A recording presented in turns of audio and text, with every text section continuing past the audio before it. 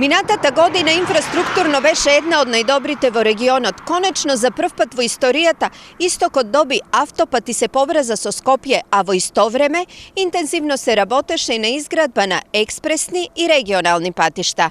Според анализите на јавното предпријатие за државни патишта 2019 регионот ја заврши со 77% реализација на експресниот пат Штип-Радовиш. Целосно е завршена првата фаза од Штип до Бучим, а во текот на овој месец треба да се склучи договори за вториот дел од Три чешми до Штип. Прогрес од 82% има на првата фаза од Штип до Крупиште, од експресниот пат Штип-Кочани, а од Крупиште до Кочани 8%. Во меѓувреме се работи на реконструкција на патот Крупиште-Проби-Штип и на рехабилитација на обиколницата од Виница за Делчево преку Бигла.